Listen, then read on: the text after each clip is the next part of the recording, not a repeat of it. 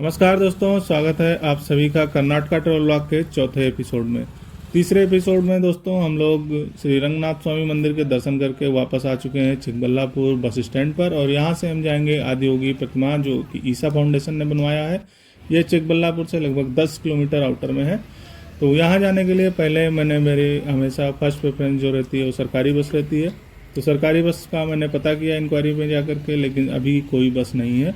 इसलिए हम आ गए बस स्टैंड के बाहर, और ये आदियोगी जाने वाला एक ऑटो यहाँ पर खड़ा हुआ है, और इसके पीछे भी 2-3 ऑटो लगे हुए हैं जो 4 बजे यहाँ से रवाना होते हैं।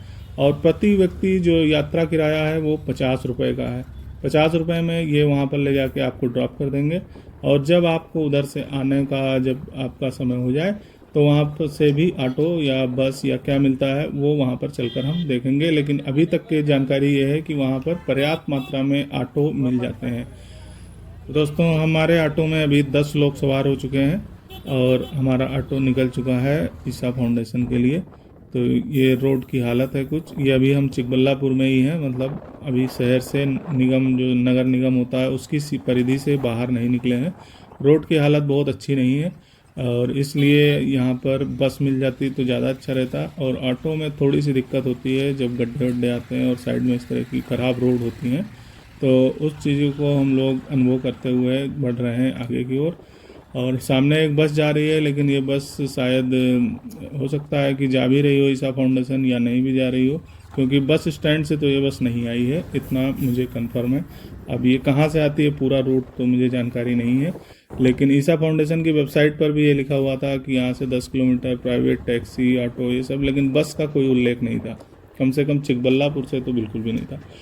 तो दोस्तों, अभी इस तरह की सड़कें देखते हुए हम चल रहे हैं आगे की ओर, और आशा करते हैं कि आगे थोड़ा सड़क सही हो जाए।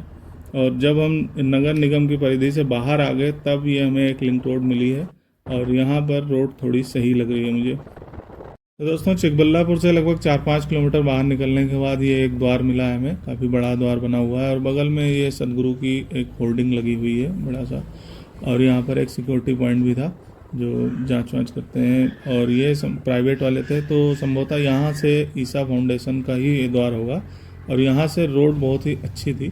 उसके बगल में लेफ्ट में आप पहाड़ी देख सकते हैं, इसके ऊपर एक मंदिर भी बना हुआ है, और ये मंदिर काफ़ी दूर से ही नज़र आ रहा था, मतलब हमें लगभग 2 किलोमीटर के दूरी से ही, ये 2 किलोमीटर की दूरी तक हमने यात्रा की थी इस पहाड़ी को देखते हुए, और पहाड़ी के ऊपर मंदिर को देखते हुए। तो अभी यहाँ पर दोस्तों कुछ आपको छोटी सी मार्केट टाइप की नज़र आ रही है। यहाँ पर दोनों हाथ पे कच्ची दुकानें बनी हुई हैं, जहाँ पर कुछ स्नैक्स पॉइंट हैं और कुछ फल और किताबों की दुकानें हैं। और यहाँ से आगे बढ़ने पर ये पूरी दोस्तों पहाड़ी एरिया है, पहाड़ी रास्ता है। तो अगर आप बाइक से आएंगे तो अधिक रोमांचक होगा, और फ़ोटो शूट के लिए भी बहुत ही उपयुक्त स्थान है। रास्ते में रुक करके आप फ़ोटो खींच सकते हैं।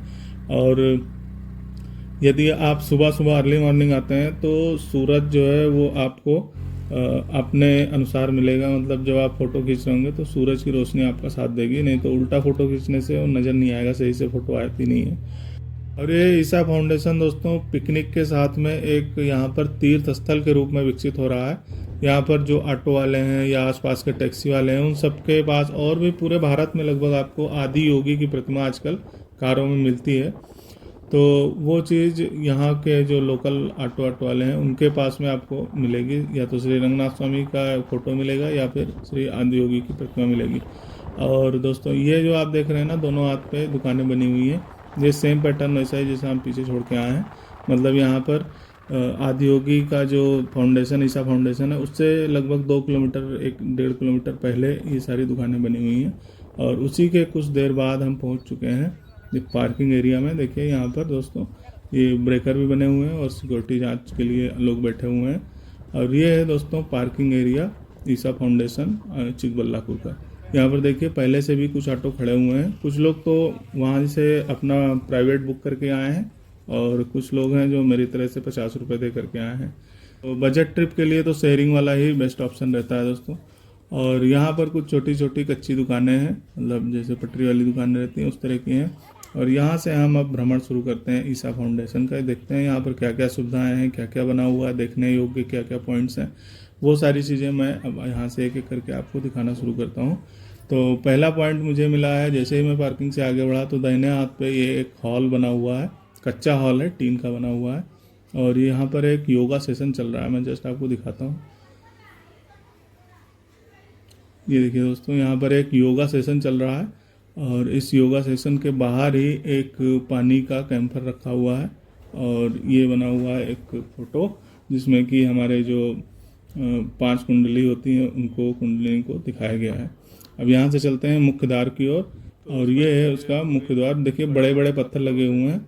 ये देखिए बहुत ही अच्छा देखने में ये अनुभूति जो यहाँ आने के बाद में हो रही है। बहुत ही शांत वातावरण है, और जो यहाँ का वातावरण शांत के साथ में स्वच्छ भी है, काफ़ी साफ सफाई है। और ये है इसका मुख्य द्वार। पीछे आदियोगी की प्रतिमा आप देख रहे हैं, और इसको नाग मंडप द्वार कहते हैं। जो लोग ईसा फाउंडेशन के बारे में थोड़ा भी पढ़ा सुना होगा तो उनको ये पता होगा। और दाहिने हाथ में आप देखिए ये चप्पल जमा करने वाला जगह है। यहाँ पर आप अपना चप्पल जूते जमा कर सकते हैं, और फिर ये आपको पीछे की साइड में दूसरे द्वार पर मिलेगा। तो यहाँ से मैं आपको बाहर से दिखा सकता हूँ। अंदर लिखा था नो फोटोग्राफी या वीडियोग्राफी अलाउड, तो मैं जस्ट बाहर से ही जूते स्टैंड के पास से ही ये फ़ोटो वीडियो ले रहा हूँ, और स्लो मोशन में थोड़ा सा लिया है जिससे कि आपको थोड़ा नाग मंडप के बाहर जो मूर्ति बनी हुई है वो दिख जाए। तो बीच में जो पिलर बना हुआ है उस पर नाग देवता की मूर्ति बनी है, और उसके बगल में ये दान पात्र रखा हुआ है जिसके ऊपर QR कोड भी बना हुआ है। अगर आप ई डोनेशन करना चाहते हैं, ई हुंडी के नाम से ये रखा हुआ है। और इसके बगल में देखिए परिक्रमा कर रहे हैं लोग, और नीचे कुछ मंत्र लिखे हैं शायद। अब मुझे ये कंफर्म नहीं है कि ये मंत्र है या क्या है, क्योंकि ये जिस भाषा में लिखे हैं वो भाषा मुझे समझ नहीं आ रही है। मैंने जूम करके इसको लिया है। तो अगर आपको इसके बारे में थोड़ी भी जानकारी है तो मुझे बताइए, क्योंकि अगर ये मंत्र हैं, हमारे सनातन के मंत्र हैं, तो इसके ऊपर पैर रख कर तो नहीं जाना चाहिए। तो मुझे लगता तो नहीं है कि ये कोई ऐसा हमारा वैदिक या पौराणिक कोई मंत्र होगा। ये कुछ और चीज़ें होंगी जो लिखी हुई है नीचे, और आकृति बनी हुई है। तो अभी नाग मंडप से मैं आ चुका हूँ अंदर की ओर, और यहाँ से देखिए दोस्तों, मैं आपको चारों तरफ दिखा रहा हूँ। ये है नाग मंडप। ये देखिए ये है नाग मंडप दोस्तों। इसके एक तरफ यंत्र बना हुआ है, और सामने की तरफ से वो नाग देवता का मूर्ति बनी हुई थी। ये देखिए ये मंत्र, ये यंत्र बना हुआ है, बीच में नाग देवता बने हैं, और उसी के जस्ट सामने है आदियोगी की प्रतिमा। और अंदर भी उसी प्रकार के पत्थर लगे हुए हैं, और कम से कम 1 हेक्टेयर से तो बहुत, 1 हेक्टेयर से तो बड़ा ही है ये जो ग्राउंड है, प्रांगण है। और दूसरे साइड में है जो आदियोगी की प्रतिमा। बीच में लगभग 200-300 मीटर, 200 मीटर तो आराम से होगा। ये हमें वॉकिंग करके जाना है, और अभी निर्माण कार्य चल ही रहा है मुझे जैसा देखने से लग रहा है, क्योंकि चारों तरफ जो बाउंड्री है वो बाउंड्री वॉल नहीं बनी हुई है अभी। तो इसके कारण मैं आराम से ये अंदाज़ा लगा सकता हूँ कि अभी निर्माण कार्य चल रहा है। और इस तरफ एक रेस्टोरेंट बना हुआ है दोस्तों, जो हट की तरह आपको दिख रहा था, और उसी के बगल में पार्किंग है। और दूसरी तरफ देखिए ये वॉल बनी हुई है। सामने फ्रंट जो जिस गेट से हम आए हैं उसकी तरफ तो निर्माण कार्य पूरा हो चुका है दीवालों का, जो बाउंड्री वॉल है, लेकिन बाकी साइड से नहीं बना हुआ है। अब हम पहुंच चुके हैं दोस्तों ईसा जो आदियोगी की प्रतिमा है उसके सामने। तो उसके सामने देखिए दोस्तों एक त्रिशूल रखा हुआ है। ये बहुत बड़ा त्रिशूल है, और इसको मैंने शॉर्ट्स में भी दिखाया है, कुछ 1-2 शॉर्ट्स इसके ऊपर बनाई हैं। और ये है दोस्तों नंदी की प्रतिमा। ये दो मूर्तियाँ बड़ी बड़ी सी त्रिशूल की और नंदी की बनी हुई है सामने, और उसके नीचे जस्ट देखिए आदियोगी के प्रतिमा के नीचे ही एक मंदिर बना हुआ है जिसमें 4 पिलर लगे हुए हैं। तो मैं आपको एक बार त्रिशूल दिखा देता हूँ। इसके ऊपर देखिए जनेऊ बंधा हुआ है, और नीचे की मौली बंधी हुई है, और इस त्रिशूल की लंबाई कम से कम 10-12 मीटर है, और ऊंचाई भी लगभग 8 फीट 10 फीट होगी। और ये देखिए सामने पिलर के नीचे एक तरफ कछुआ रखा हुआ है, और उसके बगल में जो सीढ़ी बनी है वहाँ जाने के लिए जो जीना स्टेयर्स बनी है उस पर किनारे एक हाथी की मूर्ति बनी हुई थी, और बगल में कुछ देवतागण पिलर के नीचे बने हुए हैं। तो अब हम चलते हैं ऊपर की तरफ, और ऊपर से आदियोगी की प्रतिमा को देखते हैं। दोस्तों जैसा कि आप जानते हैं आदियोगी जो ईसा फाउंडेशन है उसके द्वारा ये मूर्तियाँ बनाई जाती हैं, और आदियोगी ईसा फाउंडेशन के जो संस्थापक हैं वो जग्गी वासुदेव उनका नाम है, जिनको सदगुरु के नाम से, जो सदगुरु नाम है, टाइटल है, उसके नाम से वो देश विदेश में विख्यात है। और ये जो मूर्ति है दोस्तों आदियोगी जी की, ये जो मूर्ति है ये 112 फीट ऊंचाई की है, और 82 फीट इसकी चौड़ाई है, और 147 फीट इसकी लेंथ है। और ये दोस्तों सबसे बड़ी बस्ट स्टेचू का इसको किताब मिला हुआ है। बस्ट स्टेचू मतलब छाती से ऊपर की जो मूर्ति बनाई जाती हैं उसको बोला जाता है।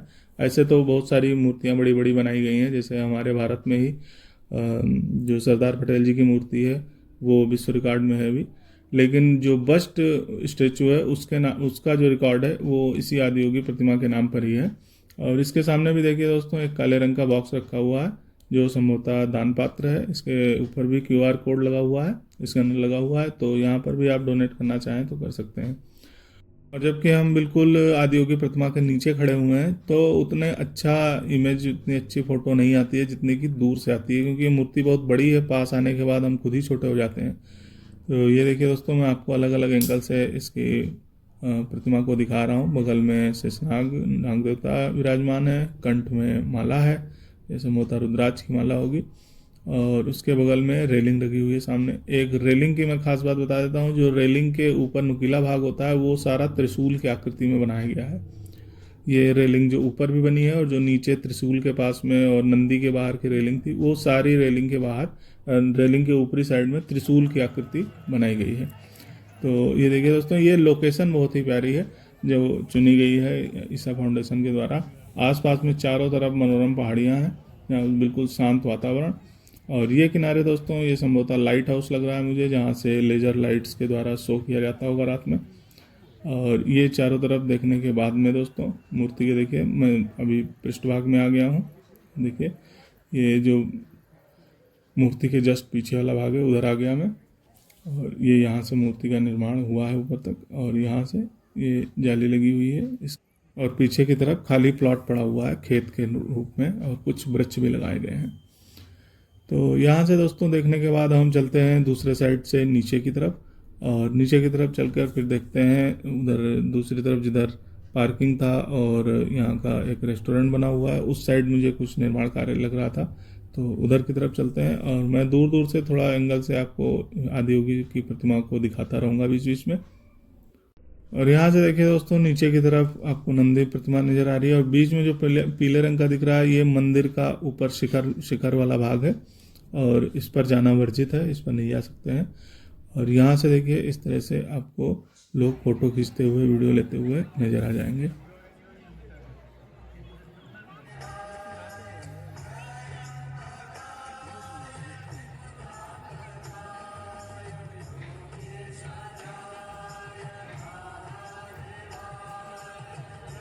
तो दोस्तों दोनों तरफ इस तरह की 2 स्क्रीन्स लगी हुई हैं जिस पर जगत गुरु के वीडियोस चलते रहते हैं, जगत गुरु के और कुछ मंत्रोच्चार चलते रहते हैं, शंकर जी की प्रार्थना पूजा उसके सबके वीडियोस चलते रहते हैं। तो अभी हम चलते हैं दोस्तों दूसरी तरफ, और इस समय मैं पहुंच चुका हूं उसी तरफ जिसकी हम बात कर रहे थे।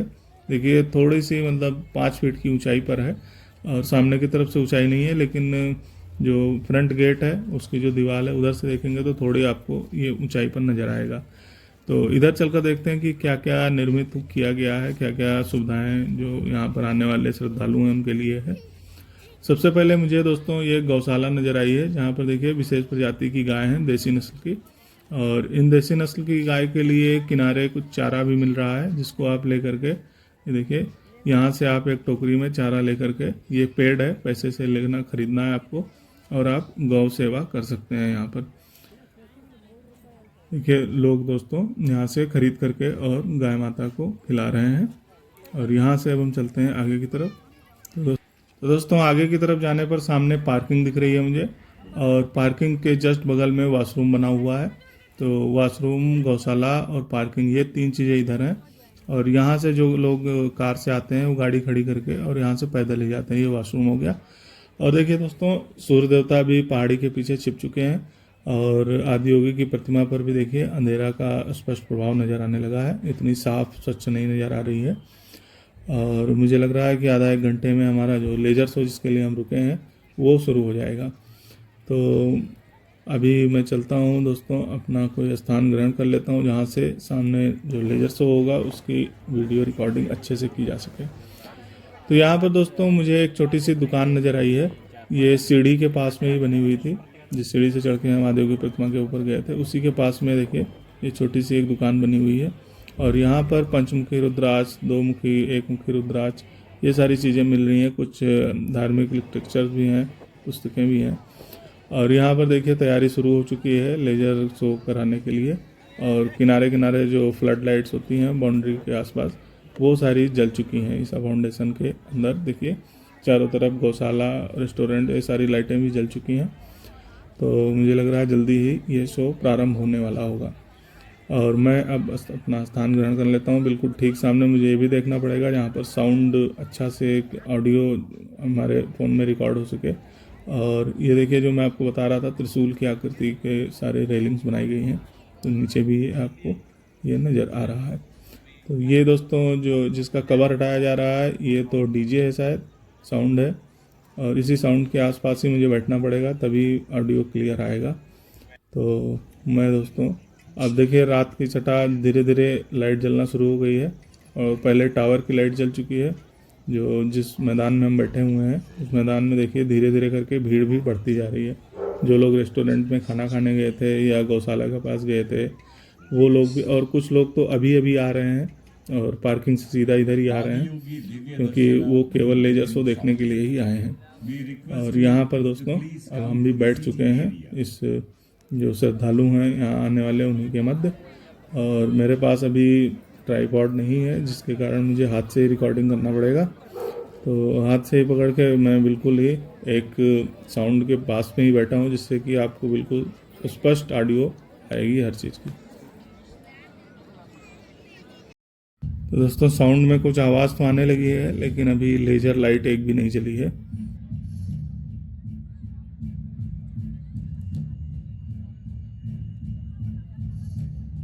अभी आदियोगी प्रतिमा के ऊपर जो चंद्रमा है वो चमक रहा है, और मस्तक पर तिलक है वो चमक रहा है, और कानों में कुंडल है वो भी चमक रहा है।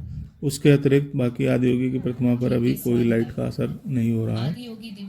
तो दोस्तों यहाँ पर कुछ अनाउंसमेंट हो रही है, वो कन्नड़ भाषा में है, और इससे पहले भी एक अनाउंसमेंट हुई थी जो दोनों भाषा में हुई थी। तो पहले कन्नड़ भाषा में अनाउंसमेंट होती है, उसके बाद में इंग्लिश में होती है। Welcome to Adiyogi Divya Darshana. Please be seated for the entire duration until the Arati at the end of Divya Darshana. Please switch off your cell phones, including torchlight. We will begin with a musical offering.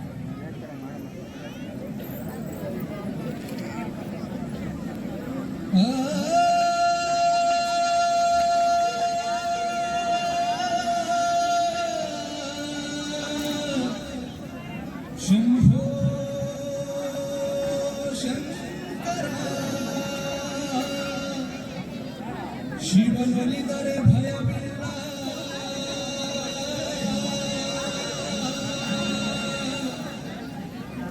Shiv मुनिधर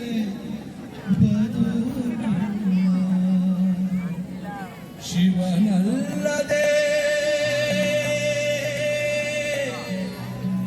गतिया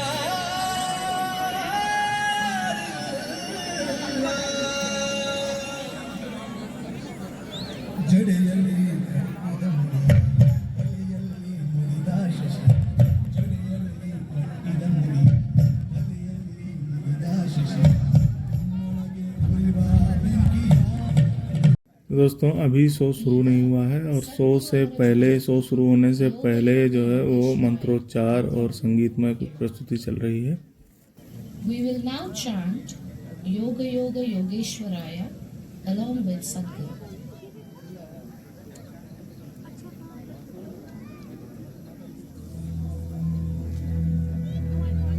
योग योग योगेश्वराय भूत भूत भूतेश्वराय काल काल कालेश्वराय शिव शिव